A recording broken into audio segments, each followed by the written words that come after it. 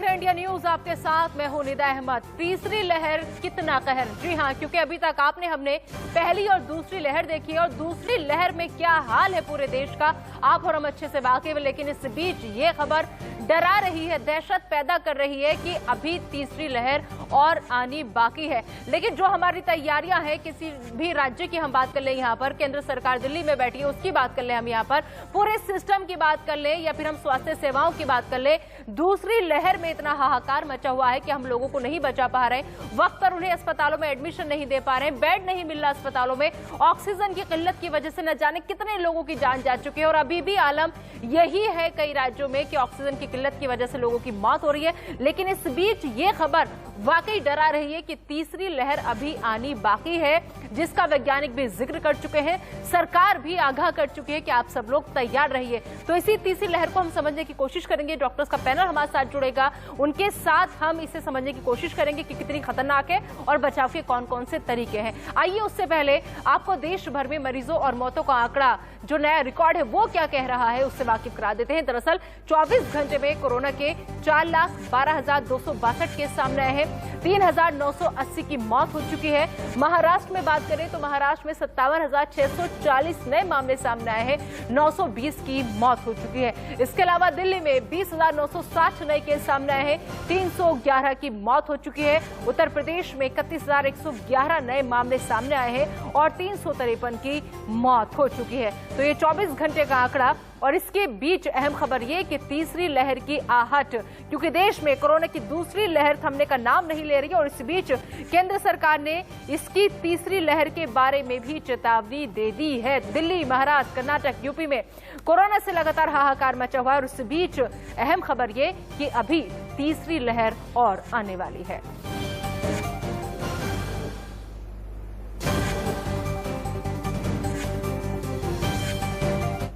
तो तीसरी लहर का जिक्र लगातार हम यहां पर कर रहे हैं। तीसरी लहर की आहट जो है उसकी चेतावनी सरकार ने दे दी है और इस बीच नया खतरा जो है ये मंडरा रहा है सभी के सरों पर। लेकिन सावधानी बेहद जरूरी है, आपको और हमें सबको सावधान रहना है। ये 4 तस्वीरें आप देखिए कि कैसे तीसरी लहर की आहट से लोग जो है वो परेशान हो रहे हैं और इस बीच नया खतरा जो है वो सबके सर पे मंडरा रहा है। लिहाजा सावधान रहिए, क्योंकि सावधानी बहुत जरूरी है। लेकिन हैरानी की बात यह है कि दूसरी लहर में ही हम ऑक्सीजन के लिए मारामारी होती हमने देखी, लोगों को नहीं बचा पाया, ऑक्सीजन की किल्लत की वजह से न जाने कितने लोगों की जान चली गई। लेकिन इस बीच नए केस जो है वो लगातार रिकॉर्ड बना रहे हैं और अगर तीसरी लहर इस बीच आती है तो समझ सकते हैं कि हमारी तैयारी क्या है या फिर हम कितने खतरनाक लेवल पर और ज्यादा आगे बढ़ने वाले हैं। ये 4 तस्वीरें आप देखिए और समझिए कि कैसे दूसरी लहर में हाल बेहाल है। देश इस वक्त रो रहा है, हर किसी के घर से मैयत उठ रही है, शमशान घाटों में, कब्रिस्तान में जगह नहीं बची है। लेकिन अगर तीसरी लहर आएगी तो उसके लिए हमारी क्या तैयारी है, हम कितने तैयार हैं, क्योंकि हम दूसरी लहर से ही नहीं निपट पाए हैं। इसके अलावा आपको बताएं कि कोरोना के खतरनाक वेरिएंट पर स्वास्थ्य मंत्रालय का बयान सामने आया है। आपको बता दें कि B117 वेरिएंट का महाराष्ट्र के बाद ये असर जो है वो सब जगह देखा जा रहा है। तो लगातार हमारे साथ मेहमानों का पैनल भी जुड़ेगा, गेस्ट हमारे साथ बनेंगे। आपको बता दें कि दूसरे राज्यों में इसका असर लगातार देखा जा रहा है। कोरोना के खतरनाक वेरिएंट पर स्वास्थ्य मंत्रालय का बयान सामने आया है, जिसके तहत B117 वेरिएंट का महाराष्ट्र के बाद दूसरे राज्यों में असर जो है वो देखा जा रहा है। ये बात कही गई है, B1617 का भी असर देखने को मिल रहा है।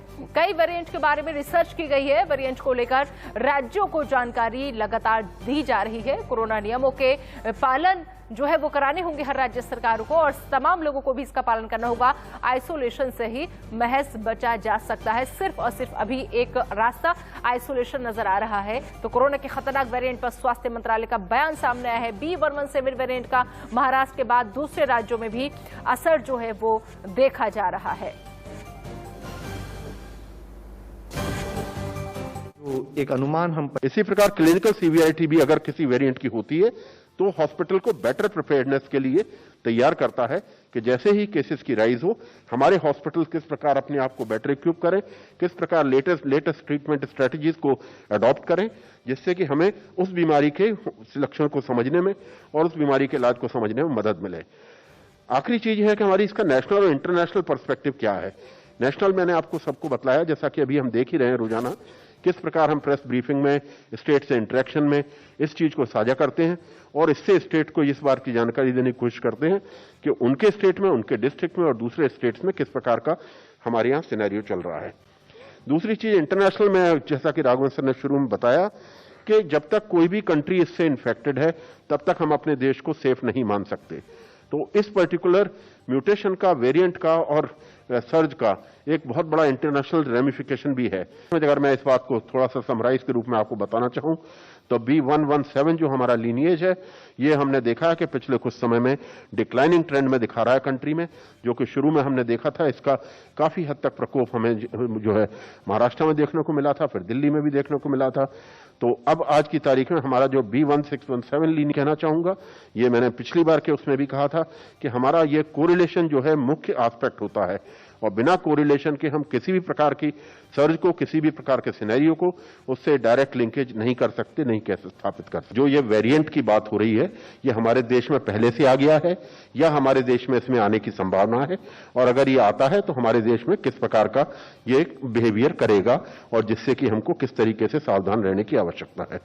तो जैसा कि मैंने आपको बताया, ये कंसोर्शियम में ये 10 मुख्य लैब थे जिन्होंने ये बनाया और आज भी वही लैब इसके कार्य कर रहे हैं। हम लोग इसको बढ़ाने का भी प्रयास कर रहे हैं। अब मुख्य चीज इसकी यह है कि हम जीन का स्ट्रक्चर होता है उसमें म्यूटेशन देखने की कोशिश करते हैं, और जब कई सारे म्यूटेशन मिलके एक पर्टिकुलर जीन के पार्ट को चेंज करती हैं या उसमें एक ऐसा चेंज लाते हैं, तब उसको एक वेरिएंट कहा जाता है।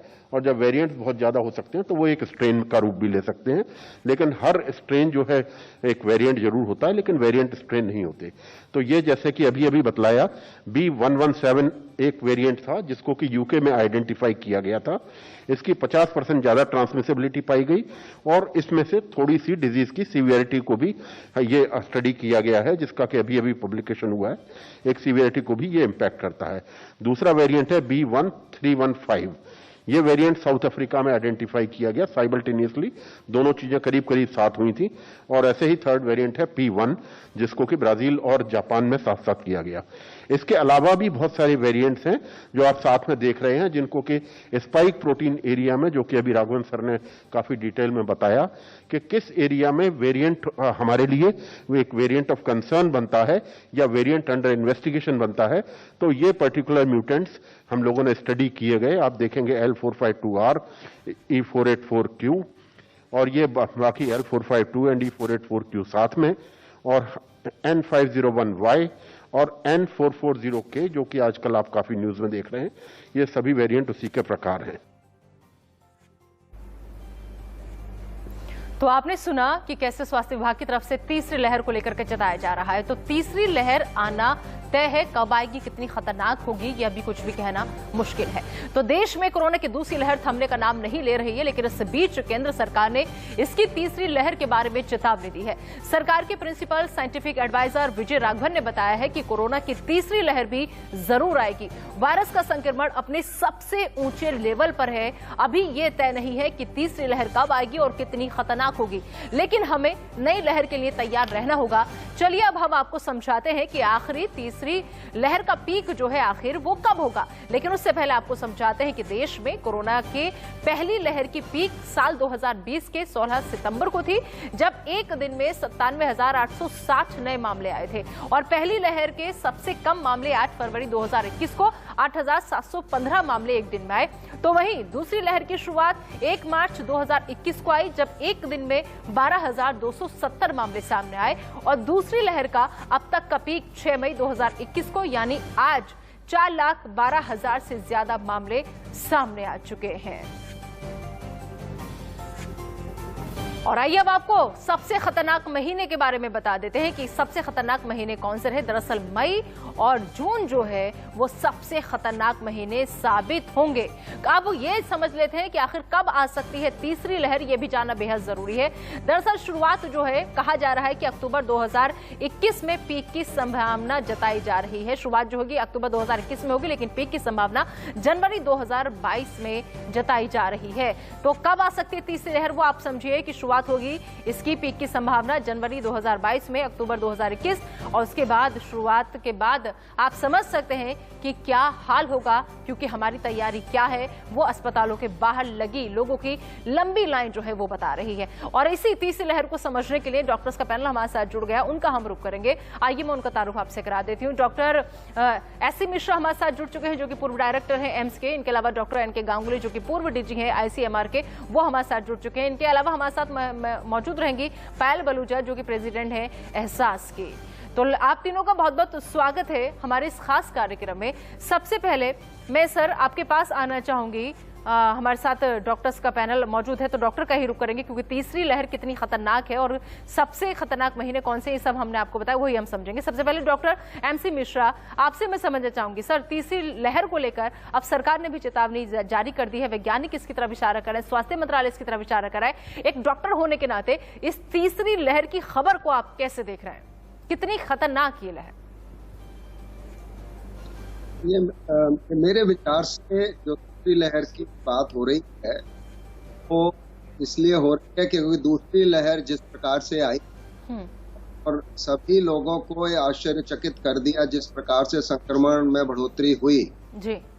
तो सरकार भी कोई चांस नहीं लेना चाहती, और जो हमारे एक्सपर्ट्स हैं, जो वायरोलॉजिस्ट हैं, माइक्रोबायोलॉजिस्ट हैं, या पब्लिक एक्सपर्ट्स हैं, और जो हेल्थ एपिडेमियोलॉजिस्ट हैं, तो ये मेरे ख्याल से ये अच्छी रणनीति है कि हम पहले से सबको चेता दें, जिससे हम जो संक्रमण बढ़ने के बाद जो बातें कहते हैं उसको पहले से अगर हम बता देंगे लोगों को, तो शायद जो जितना इस समय बढ़ोतरी हुई और जितनी इस समय समस्या हो रही है ऑक्सीजन की और अस्पताल बेड्स की, वो हम शायद उससे बच पाए, क्योंकि थोड़ी तैयारी बेहतर हो जाएगी और लोग अगर बचाव कर लेंगे, क्योंकि स्ट्रेन कोई भी हो, यूके का हो, भारत का हो, ब्राजील का हो, साउथ अफ्रीका का हो, और म्यूटेशंस वाला हो, उसका बचाव का एक ही उपाय है। तो हम सबको पता है कि हम अगर मास्क लगा लें, 2 मास्क लगा लें, दूरी बना के रख लें जितनी रख सकते हैं, और भीड़ भाड़ ना करें, फंक्शंस ना करें। अभी भी सबको यही बताया जाए कि विवाह आप बहुत सिंपल, बहुत कम परिवार के लोगों के साथ करें, उसका कोई आयोजन न करें, और दूसरे प्रकार के गैदरिंग्स भी से परहेज करें। जो भी जैसे अभी इस बार हम लोग नहीं कर पाए, इलेक्शन भी अगर कोई है, इलेक्शन कमीशन को भी ये ध्यान रखना पड़ेगा कि उस इलेक्शन को अगर वो टाल सकते हैं तो टालें, क्योंकि उससे भी रिलीज होती है, उसमें बहुत संक्रमण फैलता है। फिर रिलीजियस गैदरिंग, कल भी हम अहमदाबाद में देख रहे थे, कोई वहाँ फेस्टिवल होता है तो महिलाएं सिर पे जल लेके जा रही थी बहुत बड़ी संख्या में।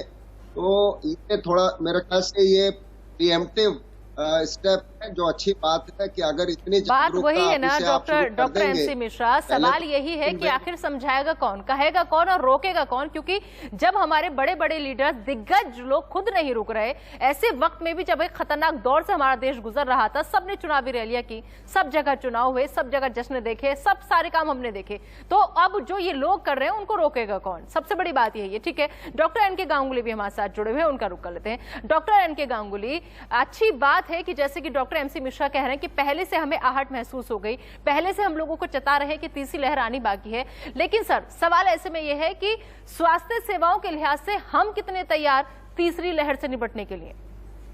एक्चुअली जो मैं अपना विचार दूंगा वो मेरा अपना निजी विचार है, अपने एनालिसिस से है। देखिए, ये लहर वाली चीजें हैं, ये आर्बिट्ररी है। जैसे कुछ देश हैं, जैसे साउथ कोरिया, ताइवान, सिंगापुर, अब चाइना भी पहले लहर के बाद इसने कंट्रोल कर लिया, जापान, इन लोगों ने कंट्रोल कर लिया, इनके पास कोई दूसरी तीसरी लहर नहीं आई।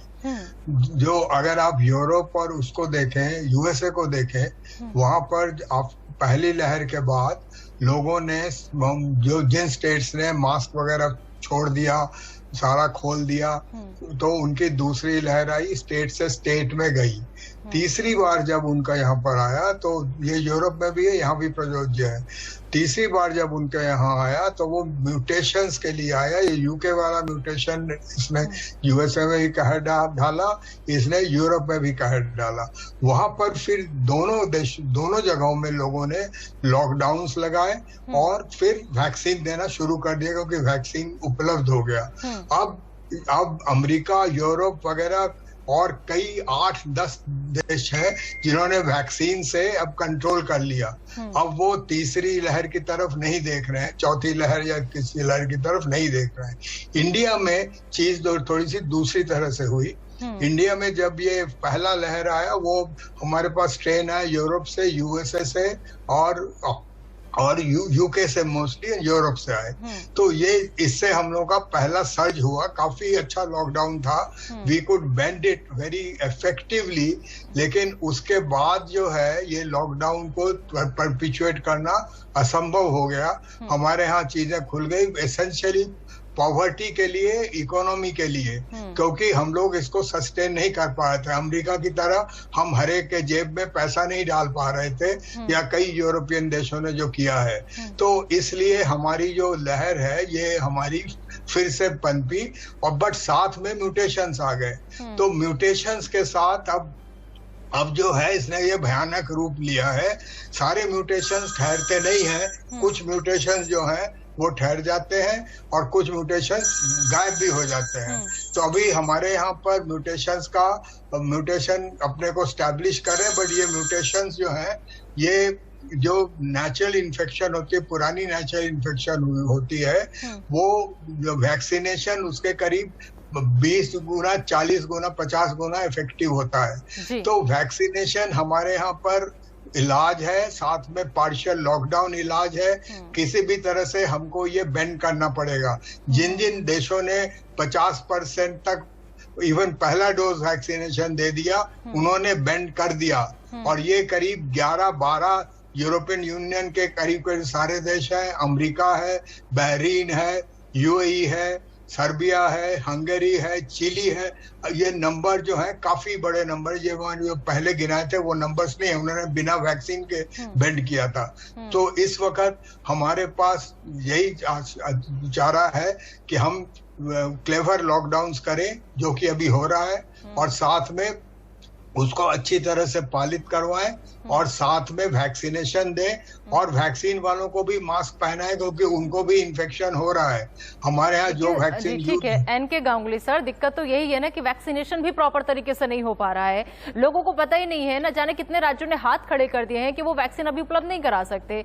तो ऐसे में हमारी तैयारी वैक्सीन को लेकर के भी पूरी नहीं है। हम अभी भी कई लोगों को जिनको पहली डोज मिल चुकी है, उन्हें दूसरी डोज नहीं दे पा रहे हैं। बाकी जहां अगर वैक्सीनेशन का काम शुरू भी हुआ है, तो लोगों को जानकारी नहीं है कि वो कैसे लगवाएं, क्या करें। रजिस्ट्रेशन कराने के 8-8 दिन बाद तक उनका नंबर नहीं आ रहा है। तो वैक्सीनेशन में भी बहुत खामियां देखने को मिल रही हैं। आप लोग हमारे साथ बने रहिए। इसके बाद पायल बलूचा जी मैं आपके पास आऊंगी, लेकिन उससे पहले दिल्ली में कोरोना के केस और वैक्सीनेशन पर एक नजर डाल लेते हैं कि आखिर इनको लेकर क्या कुछ है। दरअसल दिल्ली में कोरोना और वैक्सीनेशन पर सीएम केजरीवाल ने क्या कुछ कहा है, ये आप पहले सुन लीजिए। दिल्ली में दोनों प्राइवेट सेक्टर में भी और गवर्नमेंट सेक्टर में भी वैक्सीनेशन काफ़ी अच्छे से शुरू हो गया है। एक ही सबसे बड़ी दिक्कत आने वाले समय में कि हमें सप्लाई बहुत बड़े स्केल पे चाहिए, और अभी बहुत कम वैक्सीन आई है। अब जो हमारे प्रोसीजर्स इस्टेब्लिश हो गए हैं, तो हम चाहें तो इसको स्केल अप 24 घंटे में कर सकते हैं, और बहुत बड़े स्केल के ऊपर कर सकते हैं। लेकिन वैक्सीन की प्रोडक्शन की कमी है। अगर वैक्सीन हमें सारी मिल जाए तो जैसे मैंने कहा था, हम चाहते हैं कि 3 महीने के अंदर पूरी दिल्ली को हम वैक्सीनेट कर दें। वो टारगेट अचीव करना संभव है। अब केवल और केवल एक ही अड़चन बच गई है कि वैक्सीन की हमें सप्लाई ठीक हो जाए। सर ऑक्सीजन तो आपने समझा कि देश किन हालातों से गुजर रहा है, दिल्ली में क्या हालात है, महाराष्ट्र में क्या हालात है, उत्तर प्रदेश में क्या कुछ हो रहा है। लेकिन इस बीच जो लोग हैं वो समझने को तैयार नहीं है, क्योंकि लगातार कोरोना गाइडलाइन की धज्जियां उड़ाने वाली तस्वीरें भी सामने आ रही हैं। गुजरात के अहमदाबाद से अब ये नई तस्वीरें आई हैं, जहां पर एक धार्मिक कार्यक्रम में सैकड़ों महिलाओं का समूह कलश यात्रा लेकर निकला। इन तस्वीरों को आप देखिए, लेकिन ना तो कोई सोशल डिस्टेंसिंग नजर आई और ना ही किसी के चेहरे पर मास्क था। हैरत की बात यह है कि खुद पुलिस की गाड़ी भी इस कलश यात्रा में सुरक्षा के लिए शामिल थी। वहीं दूसरी तस्वीर जो है वो हरियाणा के भिवानी की आप देखिए। भिवानी में कुछ लोग जब बिना वजह सड़कों पर निकले तो पुलिस ने सख्त रुख अपना लिया। पुलिस ने नाकेबंदी में पकड़े गए लोगों को ऑन द स्पॉट सजा दी। एमपी के दमोह की अगली तस्वीर आप देखिए, जहां व्यापारियों की लापरवाही से संक्रमण फैलने का खतरा है। दरअसल यहां दुकानदार शटर को अंदर से बंद करके दुकान को धड़ल्ले से चला रहे हैं और पुलिस प्रशासन मूक दर्शक बना हुआ ये सब कुछ देख रहा है। तो कहीं कलश यात्रा निकल रही है, कहीं दुकानें खोली जा रही हैं और पुलिस मूक दर्शक बनी हुई है, लेकिन बिना वजह घरों से लोग बाहर आने से अभी भी बाज नहीं आ रहे हैं। और आइए अब बात कर लेते हैं उत्तर प्रदेश की, क्योंकि एक तरफ उत्तर प्रदेश में लॉकडाउन है, वहीं दूसरी तरफ लखनऊ में कोविड नियमों की जमकर धज्जियां उड़ रही हैं। आलमबाग की सब्जी मंडी में किसी को कोरोना का कोई खौफ नहीं है। यहां तस्वीरों को आप देखिए कि लोग मास्क तक नहीं लगा रहे हैं, लेकिन उन्हें सोशल डिस्टेंसिंग की भी कोई फिक्र नजर नहीं आ रही है। और यह हाल तब है जब कोरोना का वायरस एयरबॉर्न हो चुका है। सबको पता है कि अब यह हवा में फैल रहा है, लेकिन उसके बावजूद लोगों की यह लापरवाही कहीं ना कहीं इन मामलों को और बढ़ाने में बहुत हद तक जिम्मेदार है, क्योंकि अभी भी लोग अपनी जिम्मेदारी नहीं समझ रहे हैं। लोगों को नहीं ख्याल है, लोगों को जरा सा भी इस बात का अंदाजा नहीं है कि ये बीमारी कितनी खतरनाक है। सोचिए, ये मंडी की तस्वीरें हैं, यहां से जो भी घर सब्जी लेकर जाएगा वो अपने साथ और क्या क्या लेकर जाएगा इसे शायद उसका अंदाजा भी नहीं है। सबकी फैमिली है, परिवार है, घर में बुजुर्ग माँ बाप है, छोटे बच्चे हैं, लेकिन कोई भी अपने साथ साथ उन लोगों की भी परवाह नहीं कर रहा है। हमारे साथ मेहमानों का पैनल लगातार मौजूद है, आइए एक बार फिर से उनका रुख कर लेते हैं। डॉक्टर एमसी मिश्रा मौजूद हैं, डॉक्टर एनके गांगुली मौजूद है और पायल बलूजा हमारे साथ मौजूद है। पायल जी, अब मैं आपका रुख करना चाहूंगी, क्या लग रहा है आपको मैम, क्या अब सिर्फ और सिर्फ वैक्सीनेशन एक रास्ता है और लॉकडाउन, इसके अलावा कोई और विकल्प नहीं है? खासतौर पर जब ऐसे वक्त से हम गुजर रहे हैं कि हमें चेतावनी दी जा रही है तीसरी लहर में हम प्रवेश करने जा रहे हैं।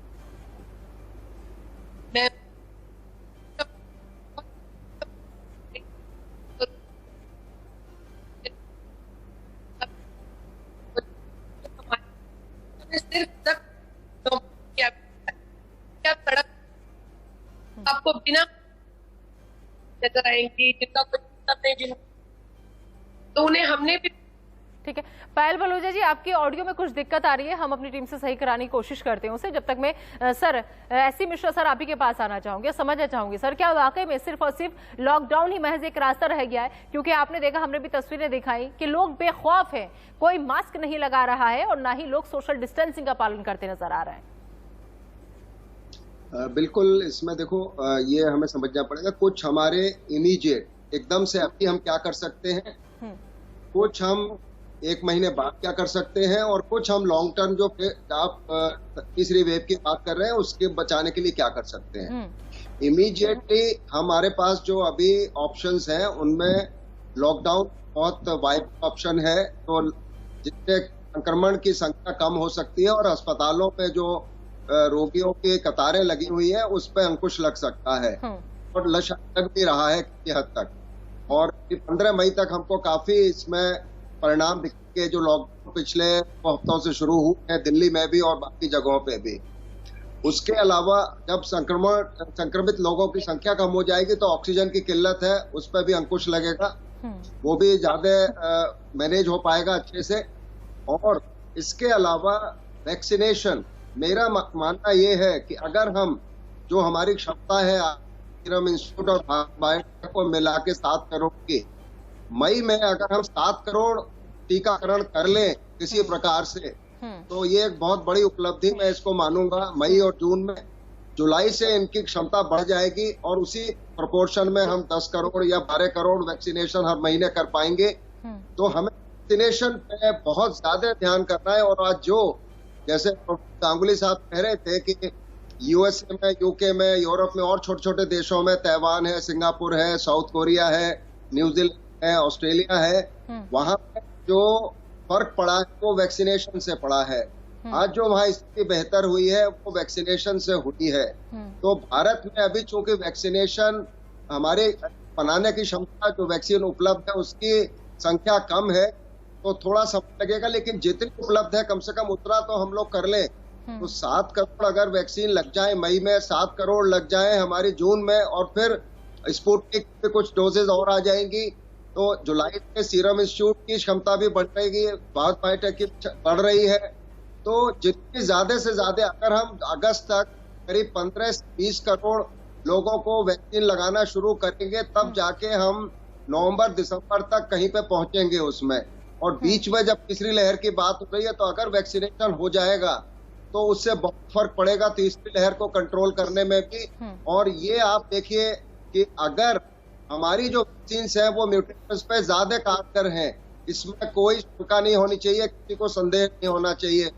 अभी एक डॉक्टर आए थे यूएसए से, जो दोनों फाइजर की डोज लेके आए थे यहाँ पे। कोविड हुआ गाजियाबाद में और कोविड को गंभीर हो गया और वो नहीं बच पाए।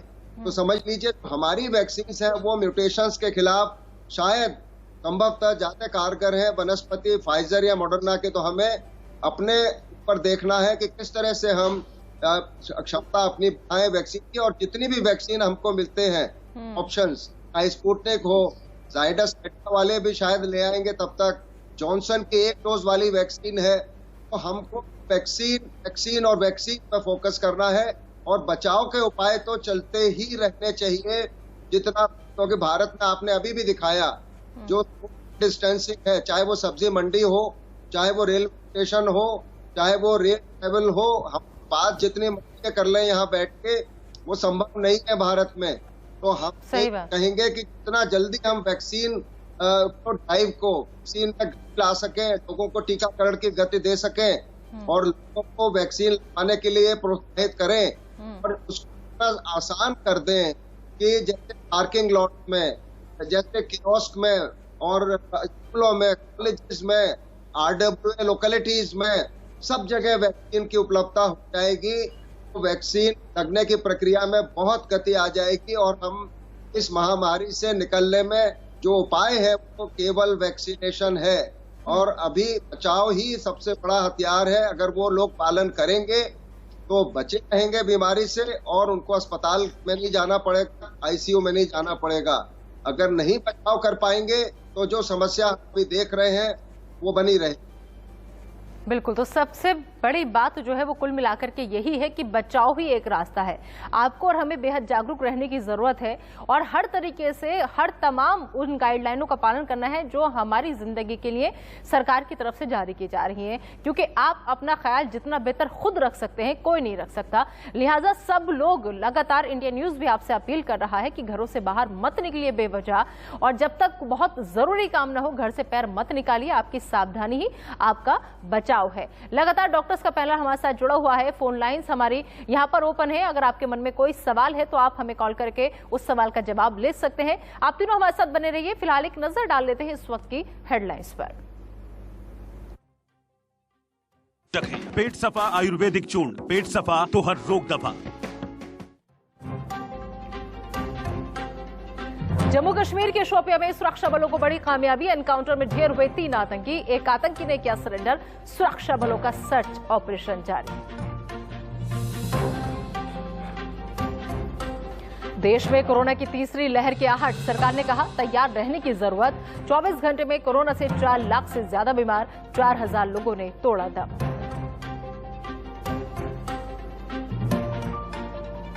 दिल्ली और महाराष्ट्र में कोरोना का कहर। एक दिन में महामारी से महाराष्ट्र में 920 तो दिल्ली में 311 की मौत। उद्धव बोले तीसरी लहर के लिए तैयार रहने की जरूरत। कर्नाटक के बेंगलुरु में कोरोना विस्फोट। एक दिन में 23,106 नए मामले से हड़कंप। कर्नाटक में 50,000 से ज्यादा मामले, 346 लोगों की मौत की गई रिपोर्ट। आरएलडी अध्यक्ष अजीत सिंह का कोरोना से निधन। गुरुग्राम के मेदांता अस्पताल में भर्ती थे अजीत सिंह। फेफड़ों में संक्रमण फैलने से हुआ था निमोनिया। लगातार तीसरे दिन बढ़े पेट्रोल डीजल के दाम। पेट्रोल 25 और डीजल में 30 पैसे लीटर का इजाफा। दिल्ली में पेट्रोल 91 रुपये और 81 रुपये 42 पैसे लीटर हुआ डीजल।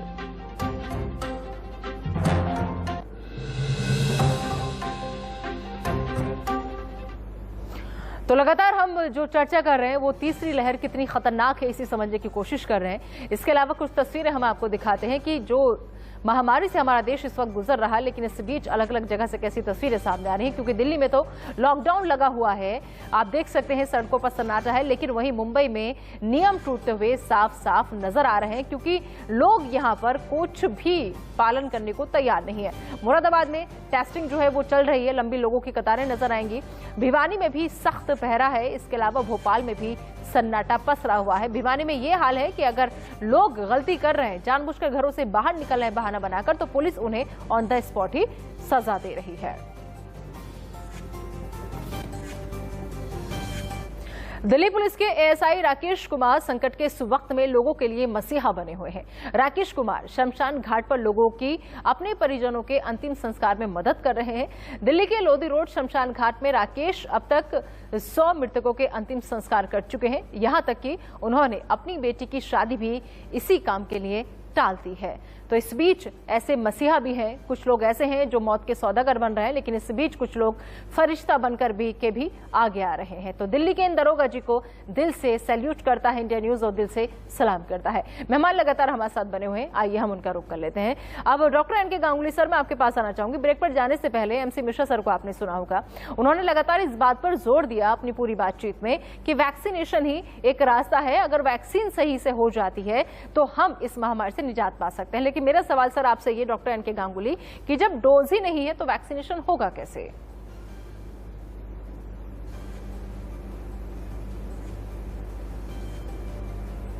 डॉक्टर एन के गांगुली, अब तक मेरी आवाज पहुंच रही है? जी हाँ सर, मेरा आपसे ये कहना है, डॉक्टर एमसी मिश्रा को आपने सुना होगा ब्रेक पर जाने से पहले, उन्होंने लगातार इस बात पर जोर दिया कि वैक्सीनेशन ही एक अहम उपाय है। अगर वैक्सीनेशन हो जाता है, टीकाकरण हो जाता है ज्यादा से ज्यादा लोगों का, तो हम इस तीसरी लहर के प्रकोप को कम कर सकते हैं। लेकिन सर सवाल यह है कि जब डोज ही नहीं है तो टीकाकरण होगा कैसे? कैसे सबको वैक्सीन मिलेगी? तो यही मैं आपको बोलना चाहता हूँ कि हमारे यहाँ वैक्सीन की इस वक्त भारी कमी है और प्राइवेट हॉस्पिटल्स में, कई प्राइवेट हॉस्पिटल्स में वैक्सीन नहीं आई है और कई जगह हमने 18+ का स्टार्ट कर दिया हुआ है। तो जो सेकंड डोज लोगों को मिलना है वो कई जगह पर नहीं मिल रही है। मुझे सुबह से हजारों फोन आ रहे हैं कि आप अरेंज करो। हम कर नहीं सकते क्योंकि आपको रजिस्टर करना पड़ता है। तो ये हमको स्मार्टली करना पड़ेगा अभी क्योंकि वैक्सीन सप्लाईज, मैं मिश्रा जी से सहमत हूँ, ठीक होते होते, क्योंकि ये हमारे मैन्युफैक्चरर्स ने भी कहा है कि अभी उनको जो सप्लाई बढ़ाने के लिए बोला गया है, उन्होंने कहा कि 3 महीने, 2 से 3 महीने लगेंगे उनको उस सप्लाई के स्तर में पहुंचने में, क्योंकि रॉ मटेरियल्स करना है, एक्सपेंशन करना है फैसिलिटी का, इन सब में टाइम लगता है। तो हमको ये जो और 3 महीने में हमारे पास स्पुतनिक इंपोर्ट हो रहा है, कई और वैक्सीन आ जाएंगे, तब हम अपना प्लान को चेंज कर सकते हैं। इस वक्त अगर मुझे प्लानिंग करनी हो तो मैं ऐसे करूंगा, जिनको सेकंड वैक्सीन डोज मिलनी है उनको मैं सेकंड वैक्सीन की डोज दे दूंगा, क्योंकि पहले वैक्सीन के डोज के बाद लोगों को इन्फेक्शन हो रहे हैं, पर्टिकुलरली जो बहुत ज्यादा हेवीली एक्सपोज हो रहे हैं, जो अस्पताल में काम कर रहे हैं, पुलिस में काम कर रहे हैं, ऐसे लोग, तो वो वाले मैं सबको दिलवा दूंगा। उसके लिए वैक्सीन हमारे पास है। दूसरा, हम प्रायोरिटी से बुलाएंगे, जिससे भगदौड़ ना बचे, प्रायोरिटी से बुलाएंगे 25 साल के ऊपर के लोगों को, 18 साल और उसके जो आसपास के अभी स्कूल कॉलेज में पढ़ने वाले बच्चे हैं ज्यादातर। इन स्कूल कॉलेज में पढ़ने वाले बच्चे जो हैं वो घर से बाहर नहीं निकल रहे हैं। जो घर से बाहर निकल रहे हैं वो लोग 25 के ऊपर वाले हैं, उनको हम देने की कोशिश करेंगे बारी बारी से। और पहले हम जाएंगे 12 ऐसे शहरों में या स्टेट्स में जहां पर कि सबसे ज्यादा कहर है, वहां पर हम पहले वैक्सीन मुहैया कराने की कोशिश करेंगे कि एटलीस्ट इनको मिल जाए। और और बाकी जगहों पर जैसे वैक्सीन की उपलब्धि होगी हम लोगों को प्रॉपरली इन्फॉर्म करेंगे, कम्युनिकेट करेंगे, उनको बोलेंगे धैर्य रखिए आपके पास पहुंचेगा, और हम उनके पास पहुंचने की कोशिश करेंगे।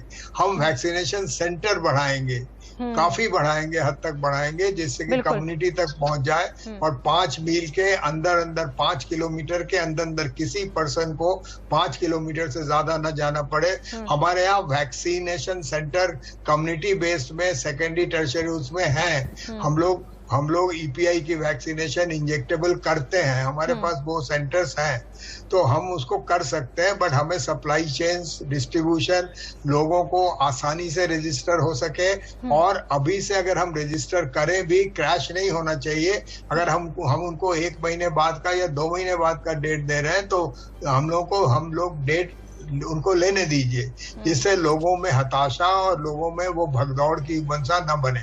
क्योंकि एक और इन्फेक्शन का सेंटर बन रहा है जो वैक्सीन सेंटर्स है, वहां पर इतनी भीड़ हो रही है लोगों की कि वहां पर लोगों को जब तक जैब ले रहे हैं उनको कुछ लोगों को इन्फेक्शन मिल जा रहा है। तो इसलिए वैक्सीन लेने जा रहे हैं लेकिन वो इन्फेक्शन लेकर बाहर आ रहे हैं। हमारे साथ कॉलर्स भी जुड़ गए। जी आऊंगी सर मैं आपके पास। हमारे साथ एक कॉलर दिल्ली से जुड़ चुके हैं, उनका रुख कर लेते हैं। स्वागत है आपका, पूछिए अपना सवाल, क्या जानना चाहते हैं आप? प्रदीप आप तक आवाज पहुंची, सवाल पूछिए। मिश्रा जी से मेरी सवाल था। जी जी पूछिए। मेरा सवाल है कि मेरे को साइनस का प्रॉब्लम है बहुत टाइम से, एटलीस्ट 10-12 ईयर से, तो और एलर्जी भी बहुत होता है। अब मेरे को सर्दी जुकाम ना एवरी टाइम मैंने डेली रहता है 365 दिन। उसमें मैं दवाई लेता हूँ, एंटीबायोटिक वगैरह डॉक्टर दिखाता हूँ गंगाराम में, एलेगेरा वगैरह और इबास्ट वगैरह लेते हैं, तब तक तो रिलीफ मिलता है। और उसके बाद जैसे दवाई छोड़ देते हैं ना तो फिर वही मेरे को शुरू हो जाता है। और दूसरा बात ये रहा कि मैं क्या अपना टीका ले सकता हूँ कोविड का, क्योंकि मेरे को एलर्जी बहुत ज्यादा है, टू मच। मैंने बोलते हैं एंटी एलर्जी, मेरे को कुछ भी खाने से एलर्जी होता है। मैंने गंगाराम में भी दिखाया, ऑपरेशन भी करा रखा ऑलरेडी एक बार, आज से 10 साल पहले। लेडी हार्डिंग में बहुत बड़ा एक डॉक्टर थे, ENT के स्पेशलिस्ट थे, लेकिन सक्सेस भी नहीं हुआ। उसके बाद मैंने बहुत जगह दिखाता हूँ इधर उधर प्राइवेट, और फिर ऑपरेशन के लिए डॉक्टर बोलता है कि आपको ऑपरेशन कराना पड़ेगा। आज तो फिर मेरा पोलिप बहुत ज्यादा बढ़ गया है, लेकिन मैं डर के मारा अभी जाता नहीं हूँ कहीं की कोरोना है। तो क्या मेरे को वैक्सीन लेना चाहिए मेरे को? ठीक है, जवाब ले लेते हैं। डॉक्टर MC मिश्रा, क्या करना चाहिए उन्हें? बिल्कुल ये वैक्सीन ले सकते हैं, कोई मुश्किल नहीं है, इनको कोई दिक्कत नहीं होगी। इनको एलर्जिक राइनाइटिस है, एलर्जिक जो साइनस की बीमारी होती है, वो मेरी पत्नी को भी है, उनको भी वैक्सीन लगवा ली। और इससे ज्यादा ये प्रिकॉशन ले कि जब सुबह जाए टीका लगवाने तो एलाग्रा की एक गोली खा लें, जो ये वैसे भी खाते हैं, और वहां 3 घंटे प्रतीक्षा करें लगवाने के बाद कि कोई और दिक्कत नहीं हो। तो वैक्सीन दोनों बहुत सेफ हैं, और अभी तक हमको ऐसा कोई जानकारी नहीं है। इतने 16 करोड़ टीके लग चुके हैं भारत में भी, दुनिया में उससे अधिक लग चुके हैं। ऐसा नहीं आया है कि किसी को वैक्सीन की वजह से इतनी ज्यादा रिएक्शन हुई हो कि उनको अस्पताल में भर्ती करना पड़ा हो। माइनर सिम्टम्स तो बहुत लोगों को हो जाते हैं, तो ये बिल्कुल लगवा सकते हैं, कोई इनको चिंता की बात नहीं है, और ठीक रहे। ठीक है, दूसरे कॉलर भी प्रदीप ही हमारे साथ जुड़ रहे हैं, उनका रुख कर ले रहे हैं। जी पूछिए अपना सवाल, क्या जानना चाहते हैं आप? हेलो जी आपकी आवाज आ रही, पूछिए सवाल। नमस्कार मैडम, मेरा नाम रवि त्रिपाठी है। जी मैम कुछ समय पहले ना मैम मेरे पिताजी की तबीयत काफी खराब हो गई थी, तो हमने उनका CT स्कैन करा तो उसमें उनका जो रेशियो था 9/25 था। तो उसके बाद हमने उनको हॉस्पिटलाइज किया था ऑक्सीजन के ऊपर। अभी तो वो डिस्चार्ज होकर घर आ गए मैम, लेकिन अभी भी मैम उनको मतलब चलते हैं तो उनको दमा लगता है मैम। मुझे उसके लिए जानना था कि उसके लिए कुछ उपाय हो पाएगा मैम? ठीक है, डॉक्टर NK गांगुली सर, क्या करना चाहिए इस कंडीशन में?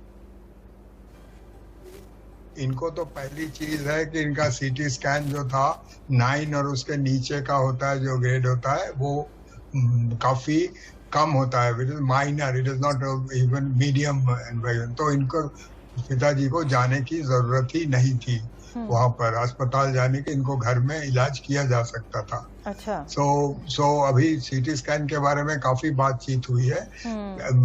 दूसरे लक्षण जो हैं उन लक्षणों के अनुसार 80-90% लोगों का इलाज घर में हो सकता है।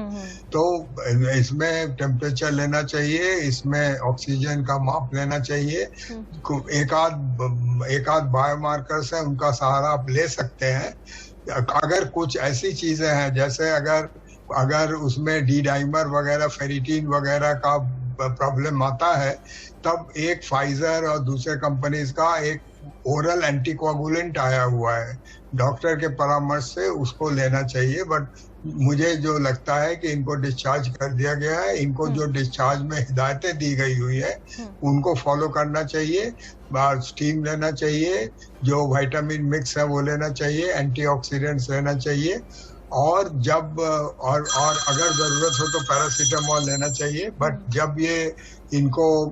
जब इनको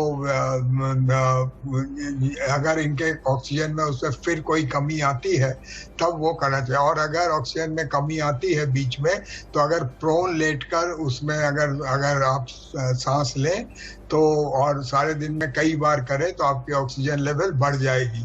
जानने के लिए कि ऑक्सीजन लेवल आपकी ठीक है कि नहीं, आप 25 सेकंड तक का वो करें, सांस रोके, इसको धीरे धीरे बढ़ाएं तो आपके लंग कैपेसिटी बढ़ती है। कभी कभी कोविड के बाद थोड़ा सा फाइब्रोसिस होता है तो लंग कैपेसिटी में कमी आती है। या 5-6 मिनट चलने के बाद घड़ी के अंदर अगर आपको सांस का कष्ट होता है तब आप देखिए कि ऑक्सीजन मेजर करके देखिए कि आपको ऑक्सीजन गिर तो नहीं रहा डेंजरसली। सो ऑक्सीजन मॉनिटरिंग, जो श्वास का कष्ट है, ये सारी चीजें करते रहिए। मेरे ख्याल से घर में अब इनका इलाज हो सकता है। एक बार ये गए थे उस वक्त भी इनका घर में इलाज हो सकता था, मुझे लगता है। बट अब इनको चिंता करनी नहीं चाहिए, ठीक से मॉनिटर करनी चाहिए। आजकल ऑनलाइन सलाह भी मिलता है, जहां पर इनकी चिकित्सा हुई थी वहां के डॉक्टर से ऑनलाइन में जुड़े। ठीक है रवि, उम्मीद है कि आपको आपके सवाल का जवाब मिल गया होगा, और जो बातें बताई गई हैं अगर घर पर रहकर आप उन बातों का अच्छे से ख्याल रखेंगे तो उम्मीद है कि आपके फादर जल्दी बेहतर हो जाएंगे। तो घबराने की कोई जरूरत नहीं है, घर पर भी उनका इलाज हो सकता है। अगली कॉलर मनसा हमारे साथ जुड़ी हुई, उनका रुख कर लेते हैं। मनसा, स्वागत है आपका, पूछिए अपना सवाल, क्या जानना चाहते हैं आप? Good morning ma'am. Good morning sir. Ma'am, my question was there are certain medicine okay जो व्हाट्सएप पे आ रही है that regarding the vaccination, okay, जो डॉक्टर्स प्रेस्क्राइब कर रहे हैं such as Zincovit is there, T3 things are there. तो कुछ ऐसी मेडिसिन हैं जो कोरोना नहीं हुई और उसके पहले 15 दिन खाना है and there are no chances of getting that virus into it? Because ma'am हमारे यहाँ 18+ वैक्सीनेशन शुरू हो गई है। हम from Bihar, Muzaffarpur, but there are no vaccination center where we can get vaccinated. So is there any certain medicines that going to help us? ठीक है doctor SC. Mishra, क्या कोई ऐसी टैबलेट है, क्योंकि वैक्सीनेशन से भी कोरोना तो नहीं रुक पा रहा है, वो बात अलग है कि उसका असर कम हो जाता है, वो जानना चाहती है कि एहतियात के तौर पे कुछ मेडिसिन ले सकती है वो? कि ये अपना स्वस्थ जीवनचर्या लें, थोड़ा व्यायाम करें, खाना अच्छा खाएं, ताजे फल सब्जियों का सेवन करें, उससे की जो रोग प्रतिरोधक क्षमता है वो बनी रहेगी। क्योंकि आप देखिए प्रत्येक व्यक्ति जिसको वायरस एक्सपोजर होता है, जरूरी नहीं है कि वो संक्रमित बहुत ज्यादा हो। बहुत सारे लोग ज्यादा संक्रमित नहीं हो रहे हैं। ये 4 लाख लोग जैसे आए पिछले 24 घंटे में, उसमें भी आप देखिएगा 3,95,000 लोग ठीक हो जाएंगे अपने आप बिना किसी दिक्कत के। केवल कुछ लोगों में जो जिनकी उम्र ज्यादा है, जिनको डायबिटीज है और कई तरह की क्रॉनिक इलनेसेस है, उनको ज्यादा दिक्कत पड़ती है। लेकिन जब भी वैक्सीन आए तो ये वैक्सीन जरूर लगवा लें। ये ना सोचा कि वैक्सीन के बाद भी हो जाता है, क्योंकि उसके बाद आपका काफी संभावना है कि जो कोविड होगा वो गंभीर नहीं होगा, काफी संभावना है इस बात की। और शायद आप भर्ती ना करना पड़े आपको अस्पताल में, आईसीयू में। तो वैक्सीनेशन से परहेज ना करें। जब भी क्या अभी तो आई नहीं थी, ये कह रही थी कि बिहार में जहाँ पे ये रहते हैं वहाँ वैक्सीन नहीं उपलब्ध है, तो आने वाले समय में वैक्सीन इनको उपलब्ध हो जाएगी बिहार सरकार की तरफ से। और ये जरूर टीकाकरण करवाएं जब इनको मिले, और कौन सी वैक्सीन मिले उसमें भी सोचने की आवश्यकता नहीं है बहुत ज्यादा। तो इस दूसरे जो अभी प्रोफेसर गांगुली साहब ने बहुत अच्छी उनको सलाह दी जिन्होंने सवाल किया था, केवल मैं कि अब ये प्राणायाम करते हैं, अपने लंग कैपेसिटी को बढ़ाएं, क्योंकि लंग इनके निमोनिया था 9 फीट का 9-25 में से, तो इनको केवल अपनी रेस्पिरेटरी क्षमता, जो लंग की क्षमता है उसको बढ़ाना है। और उसके को ब्रीदिंग एक्सरसाइज, चाहे ये रेस्पिरेटरी एक्सरसाइज जैसे लंबी सांस लेके और रोक के फिर निकालना है, जैसे स्वामी रामदेव समझाते हैं उस प्रकार से, या फिर एक स्पायरोमीटर आता है, ये अपने फादर को ला के दे सकते हो, उसमें बॉल होती है तो अंदर सांस खींच को उनको उठाना पड़ता है। अगर वो करेंगे तो ये निमोनिया से जो जितना भी है उससे जल्दी ही इनको छुटकारा मिल जाएगा। बिल्कुल ठीक है। पायल बलूचा जो कि प्रेसिडेंट है एहसास की, वो भी हमारे साथ जुड़ी हुई हैं। पायल मैम, क्या लग रहा है आपको? देखिए लगातार हम भी इस बात की अपील कर रहे हैं कि घबराएं नहीं, हौसला रखिए और सब वक्त है, बुरा वक्त है, गुजर जाएगा। लेकिन इस बीच आप भी बहुत से ऐसे लोगों की हेल्प कर रही हैं जिन्हें अभी इस वक्त मदद की बहुत ज्यादा दरकार है। कैसा लगता है उन लोगों के बीच जाना, उन लोगों से मिलना, उन लोगों की मदद करना? क्योंकि ऐसे वक्त में अगर कोई हाथ बढ़ा के इतना भी कह दे कि हम आपके साथ हैं, घबराने की जरूरत नहीं है, तो मैम बहुत हौसला मिलता है। बिल्कुल सही कह रहे हैं मैम। आज की तारीख में सिर्फ हौसले की कमी है, लोगों की हिम्मत टूटती जा रही है। जैसा कि वो न्यूज में देखते हैं, कहीं ऑक्सीजन की कमी है, कहीं प्लाज्मा की कमी है। ऐसे ही दिन में हमारे पास करीब 400 से 500 फोन आते हैं डेली हमारे एनजीओ में कि मैम हमें प्लाज्मा का कोई डोनर करवाइए, कोई ब्लड के लिए करवाइए, कोई कहीं के लिए। तो हमारा तो दिन भर हॉस्पिटल्स में ही राउंड रहता है कि कहाँ पर कैसे भी हम करके हम कोविड रिकवर पेशेंट्स की हम कुछ इंक्वायरी कलेक्ट कर पाए, ताकि जिन्हें हम फोन करके कन्विंस करें कि आपकी एक जान की कीमत बहुत ज्यादा है, आप किसी को भी अगर प्लाज्मा डोनेट करेंगे तो वो भी बच पाएगा, और वो उसके अंदर भी हिम्मत आएगी कि मैं भी आगे किसी एक को रिकवर करूं। क्योंकि अगर एक रिकवर नहीं करेगा तो उसी के साथ जुड़ी हुई लाइन है, वो सब मना करते जाएंगे और हमारे देश में और परेशानियां बढ़ती जाएंगी। तो मैं तो सबसे यही कहूंगी कि जिसमें जितनी ताकत है, जिसके पास जो भी है, उस हिसाब से मदद करिए। इस आपदा को हम बहुत जल्द से जल्द निकल पाएंगे इससे। और वैक्सीनेशन तो है ही बहुत जरूरी। एक दूसरे के सहारा बनने की बहुत जरूरत है, एक दूसरे को हिम्मत देने की बहुत जरूरत है। और लगातार इसलिए इंडियन न्यूज भी कह रहा है कि आप लोग घबराइए मत, हौसला रखिए, ठीक हो जाएंगे। यकीन मानिए, जब अगर अच्छा वक्त नहीं रहा, बुरे दौर से हम गुजर रहे हैं, तो ये बुरा वक्त भी नहीं रहेगा, ये भी बहुत जल्दी गुजर जाएगा। बस हौसला रखिए, हिम्मत रखिए और अपने परिवार की हिम्मत बनते रहिए। बहुत बहुत शुक्रिया आप तीनों का, डॉक्टर एस सी मिश्रा और डॉक्टर एन के गांगुली और पायल बलूचा मैम, बहुत बहुत शुक्रिया आप तीनों का हमें कीमती वक्त देने के लिए और हमारे दर्शकों को इतनी अच्छी जानकारी साझा करने के लिए, उनके सवालों का जवाब देने के लिए। फिलहाल एक छोटा सा ब्रेक, बने रहिए इंडिया न्यूज के साथ।